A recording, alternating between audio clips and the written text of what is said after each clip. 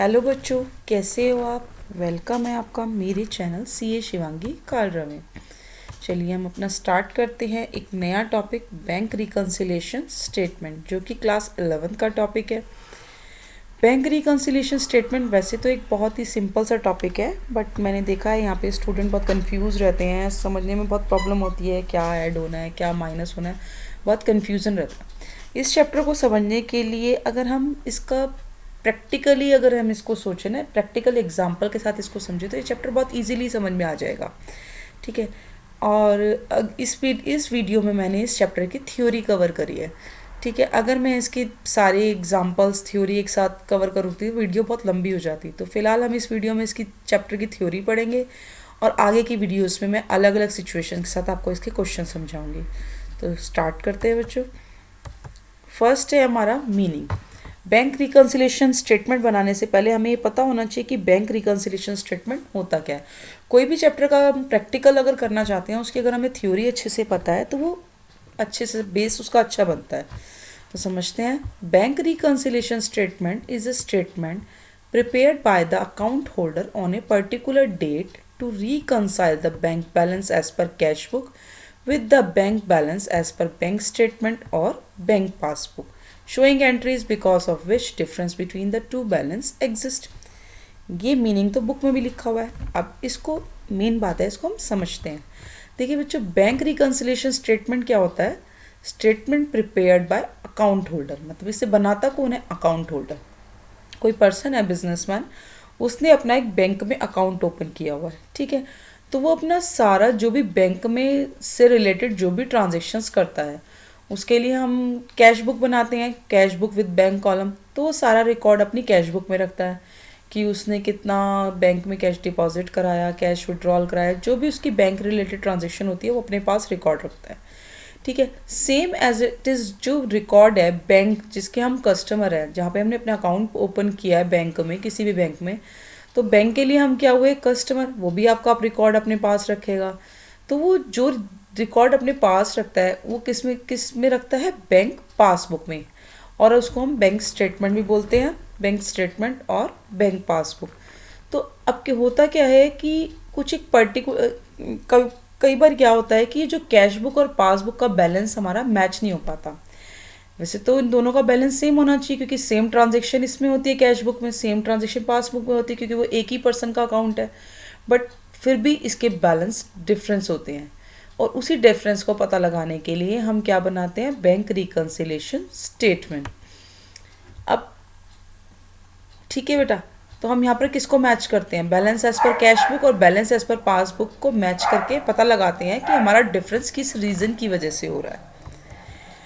अब आता है बेटा हमारा need and importance of BRS. BRS की नीड एंड इम्पॉर्टेंस क्या है। BRS is prepared because of the following reason. किस किस रीज़न की वजह से हमें बीआरएस बनाना पड़ता है।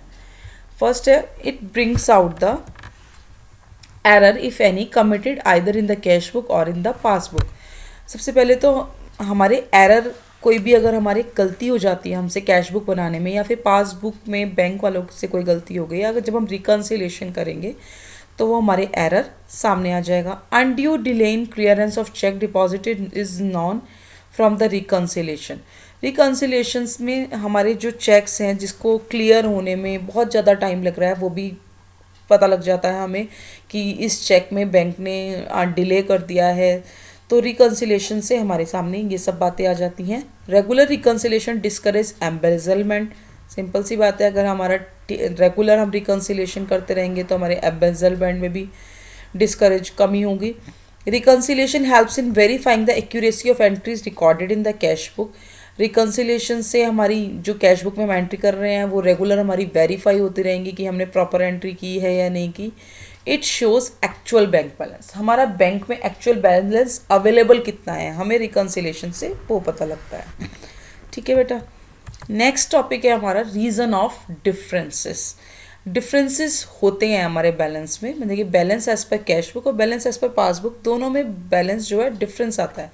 बट उसका रीज़न क्या क्या होता है, देखिए बेटा, रीज़न होते हैं उसके 3 रीज़न होते हैं। 3 रीज़न्स की वजह से हमारा जो बैलेंस है वो डिफरेंस होता है।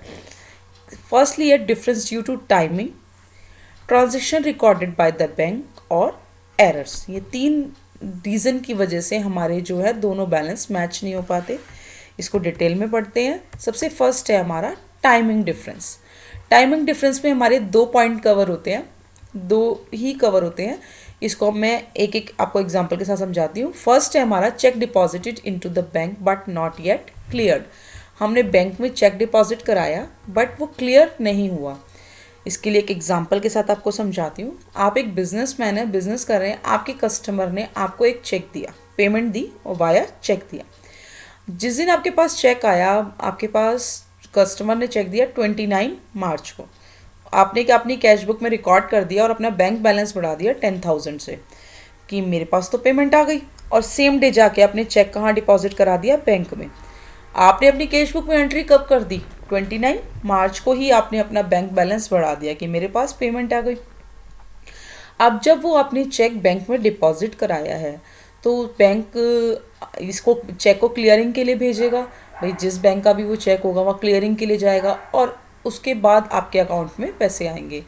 इस प्रोसेसिंग में नॉर्मली 2 से 3 डेज हमारे लग जाते हैं। तो बैंक का बैलेंस हमारा कब इंक्रीज होगा?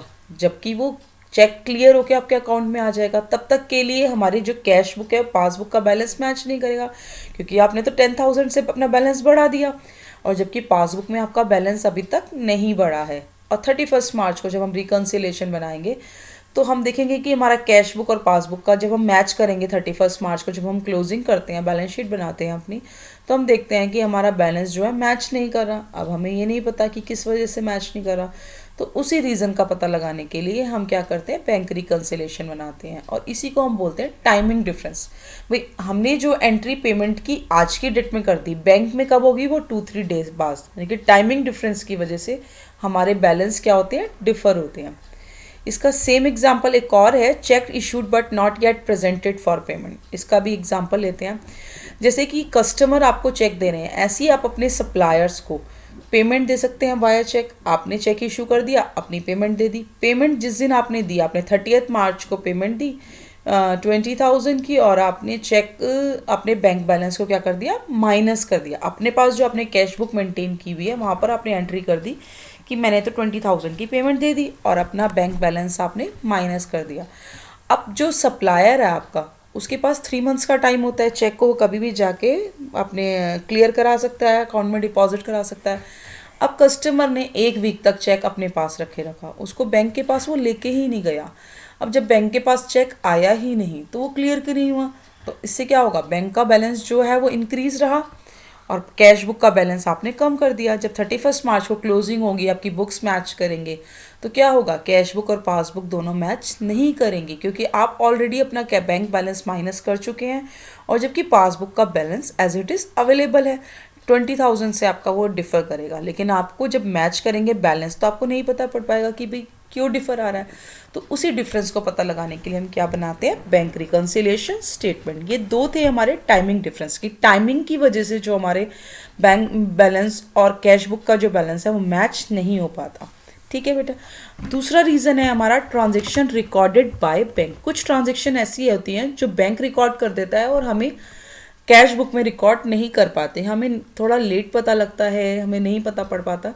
तो उसकी वजह से क्या होती है, हमारा जब 31 मार्च को क्लोजिंग करते हैं, बैंक स्टेटमेंट लेकर आते हैं और अपनी कैश बुक से मैच करते हैं, तो हमें कुछ एंट्रीज पता लगती हैं, तो हमें वो ठीक करनी पड़ती हैं। फिर हम अपनी कैश बुक में रिकॉर्ड करते हैं। कौन कौन सी एंट्रियाँ देखिए? Interest collected credited by bank but not recorded in the cash book. Interest तो बैंक ने हमारे अकाउंट में इंटरेस्ट क्रेडिट कर दिया, बट हमारी कैश बुक में नहीं हो पाया वो रिकॉर्ड, क्योंकि हमें पता ही नहीं है कि बैंक ने हमें इंटरेस्ट दिया है। सेकेंड है bank charges. Bank charges bank ने हमें डेबिट किया है हमारे अकाउंट से, लेकिन कैश बुक में वो रिकॉर्ड नहीं हो पाए। बैंक ने हमारे बिहाफ पे इंटरेस्ट एंड डिविडेंड कलेक्ट किया है। डायरेक्ट पेमेंट बाय बैंक, कई बार हमने अपने बैंक को इंस्ट्रक्शन दे दी होती है, जैसे इंश्योरेंस प्रीमियम की पॉलिसी जानी है और हम अपनी फिक्स डेट दे देते हैं कि 25 मार्च को आप मेरी इंश्योरेंस पॉलिसी पे कर देना। बैंक का होगा जैसे 25 मार्च आएगी, आपने इंस्ट्रक्शन दिया हुआ है, वो आपकी इंश्योरेंस पॉलिसी पे कर देगा डायरेक्टली। बट आपको वो माइंड से स्लिप हो गया, भाई 25 मार्च को मेरी इंश्योरेंस पॉलिसी जानी थी, तो उसकी वजह से आपका बैलेंस डिफर हो सकता है। Direct deposit into bank by customer, कोई कस्टमर आपके अकाउंट में डायरेक्टली पेमेंट ऐड करवा देता है और आपको उसने मैसेज नहीं किया, डायरेक्टली आपके अकाउंट में डिपॉजिट करा दी। Dishonour of bill discounted with the bank, आपने बैंक से कोई बिल डिस्काउंट कराया था बट अब वो डिसऑनर हो गया।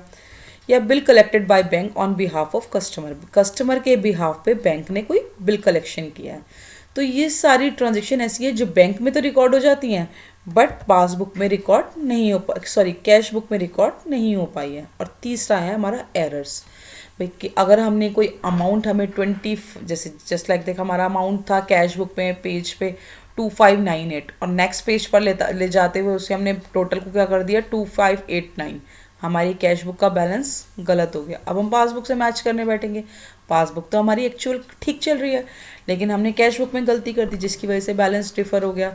तो यहाँ पर हमें पता चल जाता है कि पासबुक में तो कोई कमी नहीं है रिकंसिलेशन बनाने से, कैश बुक में ही कुछ गलती हुई है तो हम कैश बुक में अपनी गलतियों को ढूंढ लेते हैं। ऐसी पासबुक में भी कई बार होता है कि बैंक चार्जेस बैंकर्स जो होते हैं हमारे बैंक होते हैं वो डबल बैंक चार्जेस लगा देते हैं, या फिर कोई गलत चेक हमारे अकाउंट में आ गया, किसी और कस्टमर का चेक हमारे अकाउंट में आ गया, ऐसी बहुत सारी गलतियाँ होती हैं, कोई भी किसी से भी हो सकती है गलती। तो वो रिकंसिलेशन बनाने से हमारे सामने आ जाती है, उसको हम करेक्ट कर देते हैं।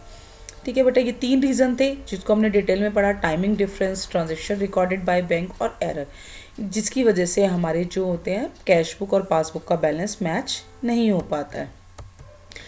अब आता है रीज़न, पता लग गया कि क्यों बनाते, अब हम उसको प्रिपेयर करेंगे। Preparation of bank reconciliation statement. Bank reconciliation statement करने के लिए हमारे पास 4 डिफरेंट सिचुएशंस होती हैं। 4 सिचुएशन में हम बैंक रिकंसिलेशन स्टेटमेंट बनाते हैं। वो क्या है, सबसे फर्स्ट क्या है, when debit balance favourable balance as per cash book is given and the balance as per passbook is to be ascertained. हमें क्या होगा, क्वेश्चन में दिया होगा कि हमारा कैश बुक का डेबिट बैलेंस मतलब फेवरेबल बैलेंस गिवन होगा और हमें बोला होगा कि पासबुक का बैलेंस निकालो। तो हम क्या अपने जो भी रीजंस होंगे उनको जिसकी वजह से डिफरेंस आ रहा होगा उसको ऐड लेस करके हम क्या निकालेंगे, पासबुक का बैलेंस निकालेंगे। ऐसी ही हमारी ये 4 सिचुएशन है, एक बार हमें कैश बुक का क्रेडिट बैलेंस दिया होगा, एक बार पासबुक का डेबिट और एक पासबुक का क्रेडिट बैलेंस। ये 4 सिचुएशन ऐसी हैं जिसमें हमें क्या करना होता है, बीआरएस बनाना होता है। ये सिचुएशन मैं अभी आपको थियोरेटिकल पढ़ूंगी तो आपको नहीं समझ में आएगी, इसको मैं एक एक सिचुएशंस को लेके आपको इस पर क्वेश्चन करके दिखाऊंगी जिससे आपको समझ में आ जाएगा। लेकिन वो क्वेश्चन बेटा आपकी आगे की वीडियो में बताऊंगी क्योंकि ये थियोरेटिकल पोर्शन हमारा इतना बड़ा हो गया है जिसकी वजह से हमारी वीडियो बड़ी हो रही है। तो मैं एक एक करके आपको 1 बाय 1 एक केस लेकर इस पर क्वेश्चन समझाती हूँ।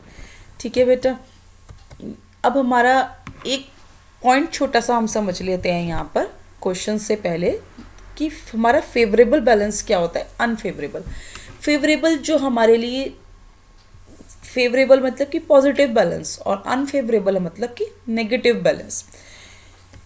कैश बुक, सबसे पहले हम बात करते हैं कैश बुक की। कैश बुक हमारी है, हमारा असेट है और असेट के डेबिट बैलेंस क्या होते हैं, फेवरेबल, और क्रेडिट क्या होते हैं, अनफेवरेबल।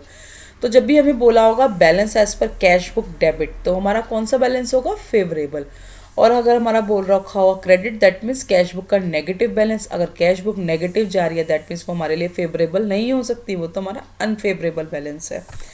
ठीक है, अब हम बात करते हैं पासबुक की। पासबुक कौन बनाता है, बैंक, और बैंक के लिए हम लोग क्या है, कस्टमर। अब कस्टमर का अकाउंट बेटा हमारे क्या होता है, जिसको हमने पेमेंट करनी है, मतलब कि बैंक ने हमारा पैसा अपने पास रखा हुआ है, हमने बैंक को दिया हुआ है उधार, अपना पैसा रखा हुआ है उसके पास, तो बैंक को हमारा पैसा देना है। दैट मीन्स कि हम उसके लिए क्या हुए, जस्ट लाइक क्रेडिटर हुए। तो बैंक का जो हमारे बैंक पासबुक में हमारा जो बैलेंस होगा वो क्रेडिट होगा बैंक के लिए, और वो क्या होगा, फेवरेबल बैलेंस, और डेबिट बैलेंस क्या होगा, अनफेवरेबल बैलेंस। ठीक है बेटा, फेवरेबल और अनफेवरेबल में आपको डिफरेंस समझ में आया, कैश बुक के लिए कब फेवरेबल होगा और पासबुक के लिए कब फेवरेबल नहीं होगा। अगर नहीं समझ में आया तो कोई बात नहीं, आप मुझे कमेंट बॉक्स में या फिर डिस्क्रिप्शन बॉक्स में मैं अपनी ईमेल आईडी दे दूँगी, उसमें आप मुझे मेल करके बता दीजिएगा तो मैं अच्छे से क्लियर कर दूँगी कि फेवरेबल और अनफेवरेबल क्या होता है। और थियोरेटिकल पॉइंट जो मैंने अभी तक आपको समझाए हैं उसमें भी आपको कोई इशू हो, कोई पॉइंट समझ में नहीं आ रहा हो तो भी आप मुझे बता दीजिएगा, मैं आपको अपनी नई अगली वीडियो में समझा दूंगी। आगे की वीडियो में हम इसके अलग अलग सिचुएशन के अकॉर्डिंग क्वेश्चंस करते हैं। आप जो भी आपको कुछ प्रॉब्लम हो तो मुझे बता दीजिएगा। और अगर आपने मेरी वीडियो एंड तक देखी है, आपको मेरी वीडियो पसंद आई हो तो उसको लाइक कर दीजिएगा। Thanks for watching my video. और अगर पसंद आई हो तो ज़्यादा से ज़्यादा को लोगों को शेयर करें। और अगर आप मेरे चैनल पर न्यू हो, फर्स्ट टाइम मेरे चैनल पर आए हैं, तो उसे सब्सक्राइब कर दीजिएगा। आगे की वीडियो में मैं क्वेश्चन अपलोड करूँगी और वो क्वेश्चन की वीडियो आपको टाइमली मिल जाए, उसके लिए नोटिफिकेशन बेल प्रेस कर दीजिएगा। Thank you, bye bye.